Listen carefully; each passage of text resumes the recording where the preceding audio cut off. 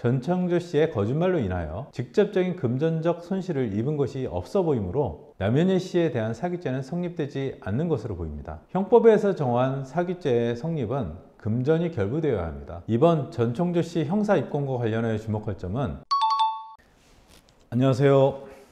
7번 변호사 권도중입니다. 바로 시작합니다.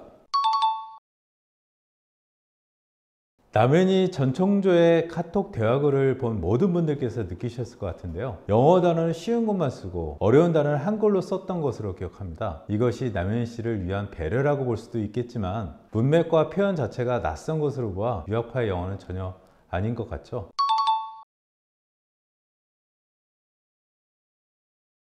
언론 보도에 의하면 전청조는 10월 31일 사기 미수 혐의로 체포영장이 발부되어서 경찰에 체포됐고요. 검찰은 11월 2일 전청조에 대해 구속영장을 신청한 것으로 알려져 있습니다. 이 중에서 성별 사기는 남현희 씨가 처음에는 전청조 씨가 여성이었다가 성전환 수술을 한 것으로 알고 있다고 밝혔기 때문에 일반 국민에게는 모를까 적어도 남현희 씨에게는 성별 사기라고 보기는 어렵습니다. 그리고 결혼 사기, 임신 사기, 재벌 사칭 사기 등은 모두 남현희 씨 또는 투자자 등을 속이기 위한 거짓말의 항목이라 볼 것이고 각 피해자별 사기죄에서 기망행위에 해당합니다. 그런데 남현희 씨는 결혼, 임신 및 재벌 3세에 대한 전청조 씨의 거짓말로 인하여 직접적인 금전적 손실을 입은 것이 없어 보이므로 남현희 씨에 대한 사기죄는 성립되지 않는 것으로 보입니다. 결혼 사기와 관련하여 남현희 씨는 지난달 10월 23일 기자회견을 통해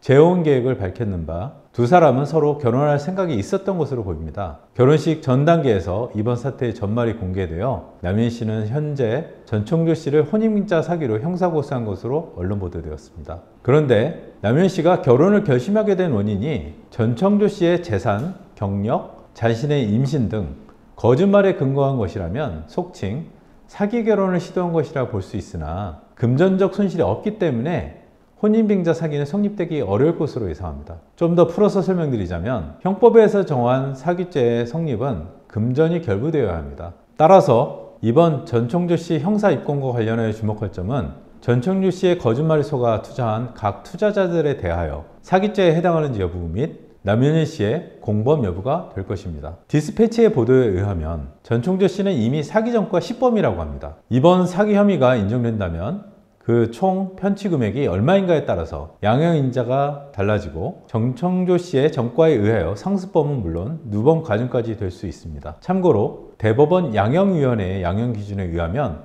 이 경우 편취 금액이 5억 원 이상 50억 원 미만이라면 가중하여 징역 4년 내지 7년의 처벌을 받게 될 것입니다.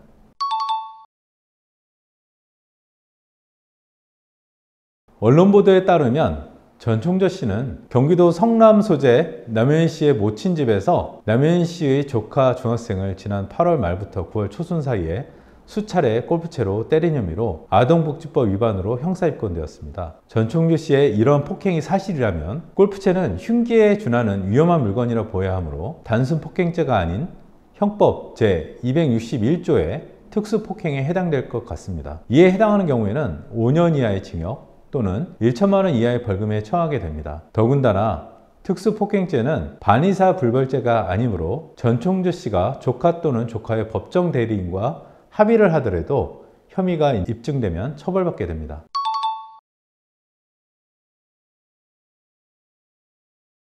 사실 채권자 또는 사기 피해자들이 남현희 씨 또한 사기 혐의가 있다고 주장하는 것은 현 시점에서 여러 각도에서 판단해야 합니다. 즉 채권자 또는 사기 피해자들은 전청조 씨가 편취한 돈을 모두 써버린 상황이고 전청조 씨가 자산이 없기 때문에 일부라도 편취한 돈을 회수하려면 남현희 씨를 끌어들일 필요가 있습니다. 물론 남현희 씨가 실제 전청조 씨의 기망행위에 소극적으로 조력하였거나 묵인하였을 가능성도 있습니다. 전청조 씨는 실제 남현희 씨도 사실상 자신의 기망행위 및 편취행위도 알고 있었다는 취지로 주장하고 있습니다. 결국 남현희 씨가 전청조 씨의 사기죄에 대한 공동전범이나 방조범이 되려면 전청조 씨가 채권자 또는 사기 피해자들에게 어떠한 거짓말을 하여 돈을 편취하였는지 여부를 확인해야 하고 그러한 거짓말을 믿게끔 하는 과정에 남현희 씨가 어떤 역할을 하였는지 여부를 확인해야 합니다. 한편 남현 씨가 전청조 씨로부터 벤틀리 차량과 디올 명품백을 비롯하여 매달 1천만 원 상당의 생활비를 받은 것이 사실이고, 그 비용이 모두 전청조 씨가 채권자 또는 사기 피해자들로부터 편취한 금원이라는 것을 알고 있었다면 위 사기죄의 방조범으로서 조사를 받게 될 것입니다.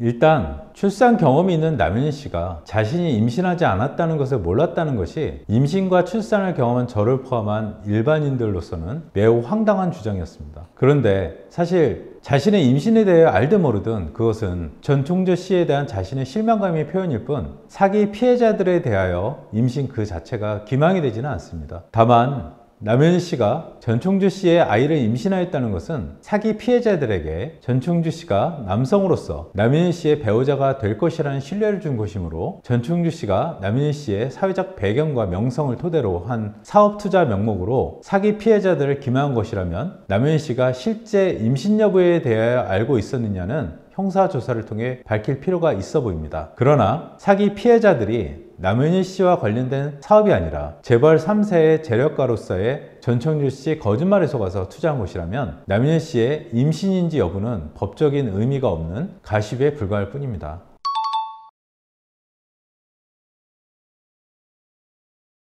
세상에 공짜는 없습니다. 누군가 어떤 호화로운 선물을 유혹한다면 그것을 통해서 마음을 얻은 후에 더 큰 반대급부를 가져갈 가능성이 있음을 염두해야 합니다. 특히 이런 경우에는 주변 사람들에게 소개하는 것을 조심해야 합니다. 그 소개로 인해 내 지인들이 금전적 피해를 보게 된다면 나 역시도 공범으로 형사고소될 가능성이 있는 만큼 사람을 함부로 소개시켜서는 안 되고, 미심쩍은 점을 인지하면 주변 사람들에게 자신의 입장을 피력해야 합니다.